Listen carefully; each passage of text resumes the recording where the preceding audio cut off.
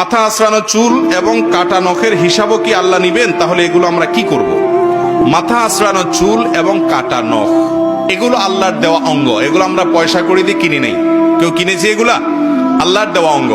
অতএব ই আমানত চন্দে রোজে নজদে মাস্ত দর হাকিকত মালিকে হর শাই আল্লাহ। এই শরীরের সমস্ত অঙ্গ প্রত্যঙ্গ এগুলা মূলত আল্লাহর পক্ষ থেকে আমানত, এগুলো সবগুলোর মালিক কে? মূলত আল্লাহ তাআলা। এই জন্য শরীরের কোনো অঙ্গ বিক্রি করা জায়েজ, রক্ত বিক্রি করা জায়েজ, শরীরের কোনো অঙ্গ বিক্রি করা জায়েজ নাই। কেন জায়েজ নাই? কারণ এগুলো আল্লাহর পক্ষ থেকে আপনাকে আমানত দেওয়া হয়েছে, এটা আপনি টাকা দিয়ে কিনে আনেন নাই, এগুলো বিক্রি করা হারাম। হ্যাঁ, দান করা জায়েজ আছে, একজনের ব্লাড দরকার, আপনি ব্লাড দিলেন, জায়েজ না, বরং সওয়াবের কাজ, কিন্তু বিক্রি করতে পারবেন না। হ্যাঁ, কেউ যদি বাধ্য হয়ে কিনে, নিরুপায় হয়ে কিনলো তিনি ব্লাড, তার জন্য কেনাটা জায়েজ আছে, কিন্তু যিনি বিক্রি করছেন তিনি গুনাহগার হচ্ছেন, যেহেতু ক্রেতা নিরুপায়, সেজন্য তার জন্য এটা জায়েজ আছে।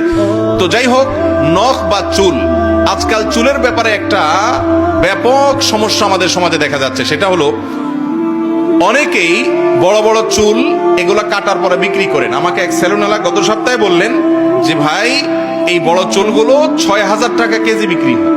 আমি তো অবাক হয়ে গেলাম।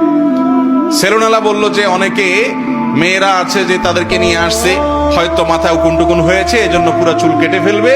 ছোট বাচ্চা মেয়ে হয়তো 8-10 বছর বয়স, তো মা বাপ কেটে থুয়ে যায়। মা বাপ তো জানে না কি সম্পদ রেখে গেছে, ওই 2-3টা চুলের মোনা নিলে আমার 6,000 টাকা হয়ে যায়। তা আমার জন্য জায়েজ হবে কিনা?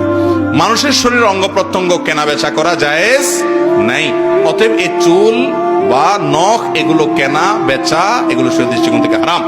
অতএব এগুলো আল্লাহর পক্ষ থেকে আমানত, মানে হলো আপনি এগুলো বিক্রি করতে পারবেন না। তবে হ্যাঁ, আপনি চুল কাটার পর, নখ কাটার পর সেগুলোকে সম্মানজনক জায়গায় ফেলবেন। ভালো হয় মাটির নিচে দাফন করেন, অথবা এমন জায়গায় ফেলে দেন মাটির সাথে মিশে যাবে। নোংরা জায়গায়, নাপাক জায়গায় না ফেলাটা উত্তম। যদি ফেলে দেন তাতে বড় কোনো গুনাহ হবে না, কিন্তু না ফেলাটা ভালো। অতএব চুল এবং নখের ক্ষেত্রে এতটুকু দায়িত্বশীলতা আপনার আছে যে আপনি এটা বিক্রি করবেন না, এবং এটা কাটার পর এটাকে মাটি বা কোনো জায়গায় ফেলে দিবেন, যাতে অসম্মানটা না হয়, সেদিকটা খেয়াল রাখবেন।